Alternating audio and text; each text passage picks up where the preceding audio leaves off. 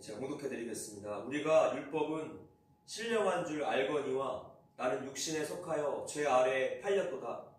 내가 행하는 것을 내가 알지 못하노니 곧 내가 원하는 것은 행하지 아니하고 도리어 미워하는 것을 행함이라. 만일 내가 원하지 아니하는 그것을 행하며 내가 이로써 율법이 선한 것을 시인하노니 이제는 그것을 행하는 자가 내가 아니요 내 속에 거하는 죄니라. 내 속 곧 내 육신에 선한 것이 거하지 아니하는 줄을 아노니 원함은 내게 있으나 선을 행하는 것은 없노라.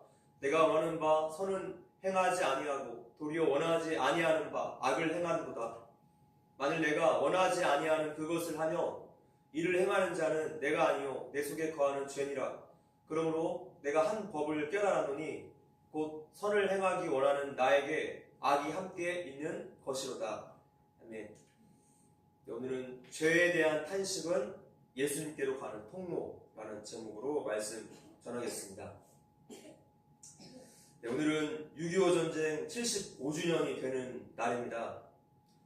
1950년 6월 25일 새벽 4시경 북한과 중국 연합군이 남한을 공산화시키려고 선전포고 없이 기습 남침하였습니다.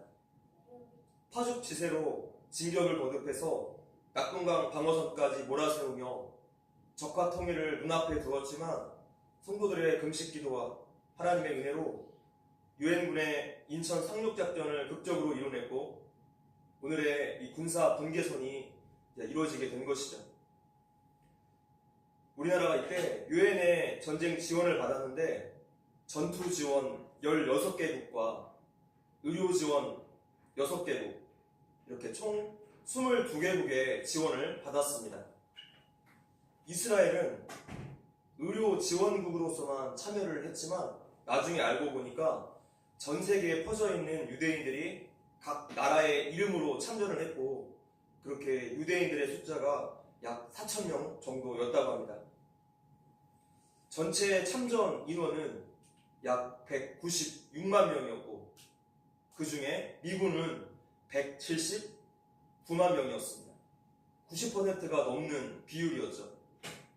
그리고 전쟁 결과 유엔군의 전체 사망자 숫자가 약 3만 8천 명이었고 미군의 사망 숫자가 약 3만 3,700명이라고 합니다. 역시나 미군 사망자가 90%를 차지했습니다. 이때의 유엔군은 사실상 유엔군이라고 할 수 없고 미군 그 자체였죠. 더 놀라운 것은 179만 명의 그 미군인들의 평균 나이가 몇 살이었는지 아십니까? 16.5세였다고 합니다.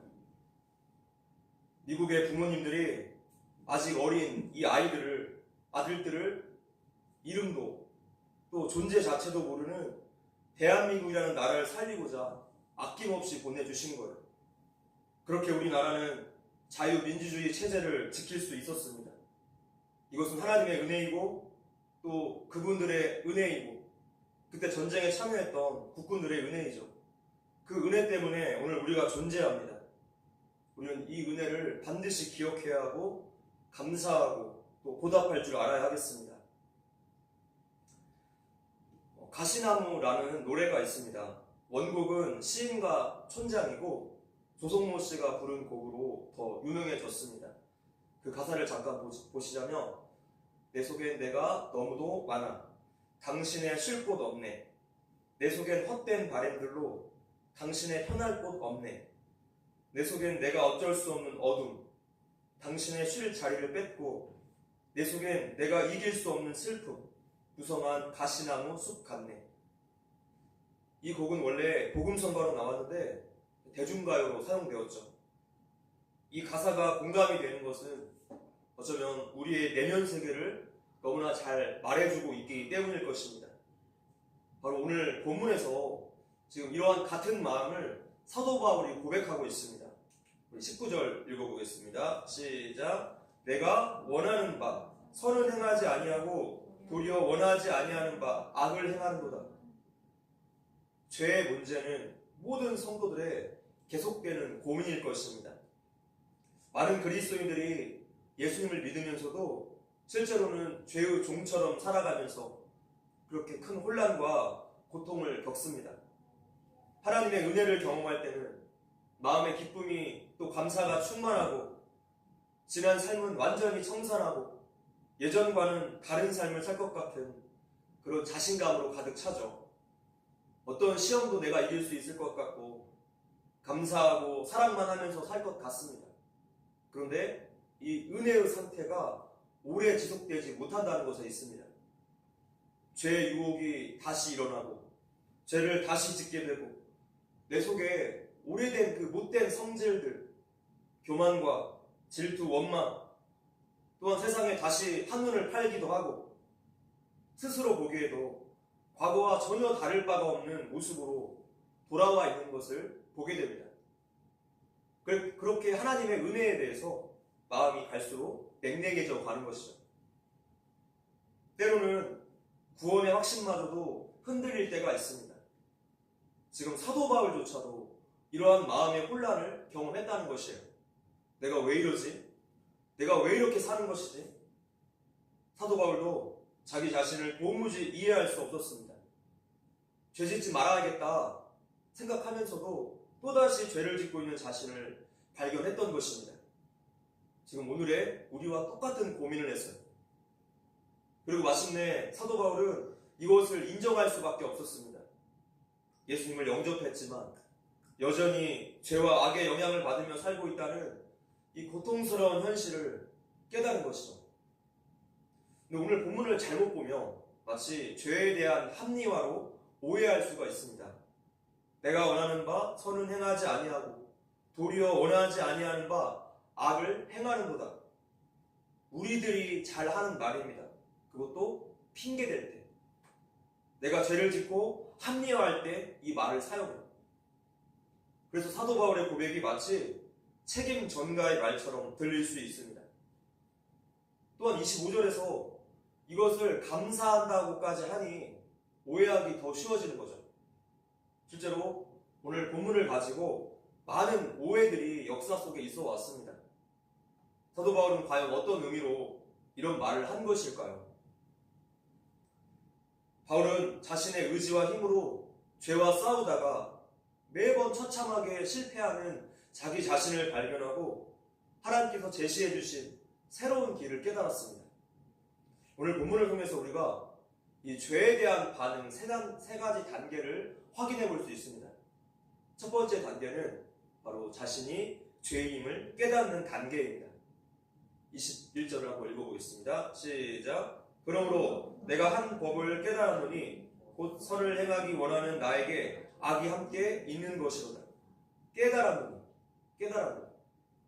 우리에게 깨달음은 너무나 중요합니다. 자신이 여전히 연약한 죄인이라는 것을 철저하게 깨닫고 내 상태를 인식하는 것이 우리에게 있어서 너무나 중요하다는 것이죠. 사람은 자기 자신을 몰라도 너무나 모릅니다. 자기 자신에 대해서 객관적이지 못해요. 남에게는 굉장히 엄격하고 자기 자신에게는 너무나 관대한 자기 합리화를 너무나 잘하는 그런 존재이기 때문에 요즘 말로 내로남불이라는 말도 나오지 않았습니까? 모든 죄인들은 내로남불일 수밖에 없습니다. 왜 그렇습니까? 자신의 상태를 모르기 때문에. 진화론을 배경으로 하는 모든 인본주의 사상을 따라가는 사람들은 더욱더 그렇습니다. 자신이 죄인임을 인정하지 않기 때문에 하나님의 도덕법을 무시하고 양심을 무시하고 그렇게 도덕 윤리가 중요하지 않게 되는 것이죠. 사도 바울의 이 깨달음, 자신의 상태에 대해서 깨닫는 것이 바로 하나님의 은혜입니다. 성도에게는 이 깨달음이 필수적인 일이 되는 것입니다. 하나님 앞에서 나는 어쩔 수가 없는 죄인이라는 깨달음이 너무나 중요해요. 예수님을 인격적으로 만난 성도에게 가장 먼저 나타나는 반응은 바로 자신의 상태를 알게 되는 것입니다.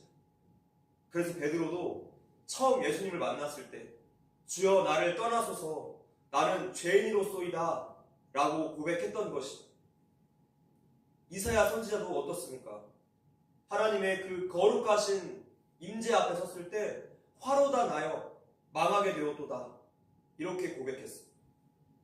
그 거룩하신 하나님의 임재 앞에 서게 되면 어느 누구나 할 것 없이 이런 반응이 나올 수밖에 없어요. 화로다 나요. 망하게 되었도다. 내 죄를 보았기 때문입니다. 자신의 상태에 대한 깨달음이 있는 사람과 없는 사람의 모습을 아주 잘 비교해준 장면이 누가복음 18장에 소개되어 있습니다. 바로 바리새인과 세리의 비유에 한번 읽어볼게요. 시작. 두 사람이 기도하러 성전에 올라가니 하나는 바리새인이요 하나는 세리라. 바리새인은 서서 따로 기도하여 가로되 하나님이여 나는 다른 사람들 곧 토색, 구리, 가늠을 하는 자들과 같지 아니하고 이 세리와도 같지 아니함을 감사하나이다. 나는 일에 2번씩 금식하고 또 소득의 11조를 드리나이다 하고 세리는 멀리 서서 감히 눈을 들어 하늘을 우러러 보지도 못하고 다만 가슴을 치며 가로되 하나님이여 불쌍히 여기옵소서 나는 죄인으로소이다 하였느니라. 아멘. 세상의 가르침, 도덕 윤리는 바리새인처럼 한 점 부끄러움이 없는 삶을 살아야 한다 라고 가르칩니다. 이렇게 겉으로 드러난 모습이 중요해요. 그런데 예수님의 평가는 정반대였다는 사실입니다. 그 다음 절입니다. 시작. 내가 너희에게 이르노니 이 사람이 저보다 의롭다 하심을 받고 집에 내려갔느니라. 무릇 자기를 높이는 자는 낮아지고 자기를 낮추는 자는 높아지리라 하시니라. 아멘. 하나님의 기준에서 보았을 때 세리가 바리새인보다 더 의로운 자라는 것입니다. 하나님의 기준은 어디에 있습니까? 우리의 겉모양이 아니라 우리 마음에 있습니다. 네가 어떤 사람인가 얼마나 정확하게 알고 있느냐, 바로 이것이죠. 내로남불이 아니라 거꾸로 자기 자신에게 가장 엄격하게 따져보라는 거예요. 실컷 남을 욕하고 핏대를 세우는 부분을 알고 보면 자신의 가장 연약한 부분일 때가 아주 많습니다. 내가 너무나 싫어하는 나의 단점이 다른 사람에게 보일 때 내가 못 견뎌요. 남을 정죄함으로써 자신의 죄를 감추고 조금이라도 의롭게 보이려는 마음입니다. 이것이 모든 죄인들의 습성이에요. 하나님, 바울이 고백한 것처럼 저는 저를 잘 알지 못합니다. 저에 대해서, 저의 상태에 대해서 정확히 볼 수 있는 눈을 주시옵소서. 회개하는 심령을 주시옵소서. 날마다 깨닫는 은혜를 주시라고 기도해야 할 것입니다. 특별히 이 예배 시간에 말씀을 들을 때 깨닫는 은혜를 주시라고 더욱 사모하면서 간구해야 할 것입니다. 죄에 대한 단계, 두 번째 단계는 자신의 곤고한 상태를 깨닫는 단계라고 할 수 있습니다. 자, 오늘 본문은 역사 속에서 많은 오해를 불러왔습니다. 바울이 이 고백이 다메섹 도상에서 예수님을 만나기 전에 했던 고백이 아니라 지금 예수님을 만나고 나서 사도가 되어서 존경을 한 몸에 받는 그 시기였기 때문입니다. 가시나무의 가사처럼 자기 내면의 그 복잡 미묘한 마음들, 또 연약한 부분들을 아주 솔직하게 드러내고 있어요. 그래서 어떤 사람들은 이것은 사도 바울이 예수님 만나기 전에 불신자였을 때 한 고백이야. 어떻게 사도가 되어서 죄에 붙잡혀서 허덕인다는 이런 고백을 할 수 있겠느냐라고 주장을 했던 것이죠. 그러나 로마서가 쓰인 시기는 바울이 예수님을 만나고 변화된 이후입니다. 그것이 명백한 사실이죠. 예전에도 설명드렸지만 그 당시에 영지주의가 기승을 부렸습니다. 영은 선하고 육은 악한 것이기 때문에 영혼만 하나님을 잘 따라가며 육신은 어떤 짓을 해도 상관이 없다라는 그런 주장이 만연했어요. 즉 율법 폐기론이죠. 사도 바울이 지금껏 율법 폐기론자의 주장을 계속 반박했습니다. 그런데 갑자기 돌변해서 자신의 죄를 합리화하고 책임 전가하는 의미로서 이런 솔직한 고백을 했을까요?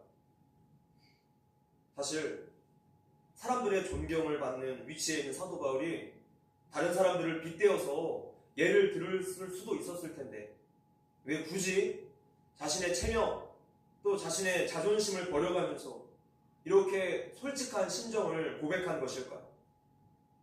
바울은 자신이 입만 열지 않으면 아무도 알 수가 없는 그 내면의 죄에 대한 문제들을, 연약한 부분들을 여실히 드러내주고 있어요. 바울은 15절에서 자신의 무지함을 또 드러냅니다.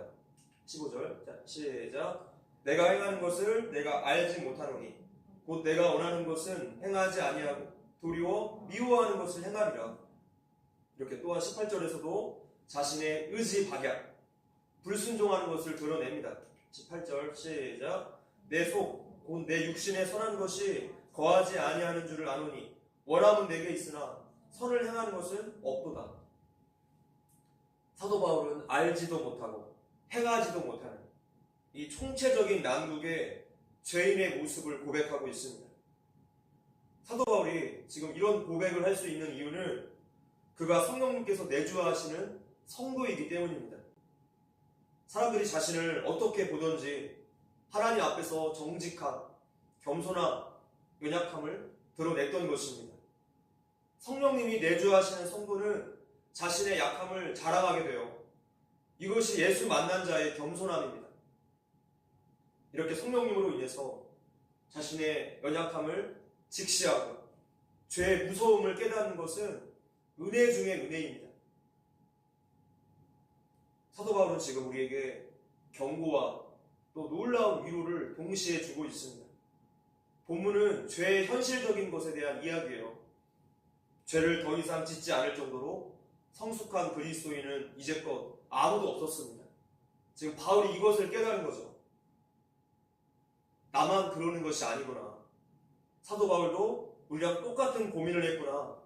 우리는 이런 점에서 위로함을 얻을 수 있어요. 예수님을 믿고 난 이후에 자기 자신을 이제는 죄와 상관이 없는 사람이라거나 나는 상당히 이 정도면 괜찮은 그리스도인이야 라고 생각을 한다면 우리는 이미 자기 자신을 속이고 있는 것입니다. 신앙이 성장해서 더 성숙되어지고 영적으로 더욱 분별력이 생길수록 자기 속에 깊이 들어갈 수 있기 때문에 자기의 죄를 더 많이 보게 됩니다. 그래서 역설적이게도 더 경건해질수록 나는 경건하지 못한 사람이다 라고 더 많이 느끼게 될 거예요. 그래서 세리가 그토록 연약함의 고백을 할 수 있었던 것이죠. 자신의 영적 성장과 성숙을 보면서도 자신 속에 남아있는 자기 중심적인 교만의 뿌리를 더욱 많이 보게 될 것입니다. 더욱 경건해질수록 내 경건하지 못함과 죄에 대해서 더 많은 회개의 눈물을 흘리게 될 것입니다. 참 역설적이지 않습니까? 이것이 바로 하나님 앞에서 나타나는 성도들의 겸손함이고 우리보다 앞서서 사도 바울이 지나갔던 신앙의 길입니다. 성도 여러분, 오늘 나는 얼마만큼 죄와 싸우고 있습니까? 얼마나 몸부림치고 있습니까? 얼마만큼 내 속에 있는 죄에 대해서 탄식하고 계십니까? 말씀과 기도로 하나님과 친밀한 만큼만 내 영적인 상태를 정확히 바라볼 수 있습니다. 말씀 앞에 설 때마다 깨닫는 은혜를 주시라고, 살아있는 신앙 양심이 되게 해주시라고 우리가 함께 기도합시다.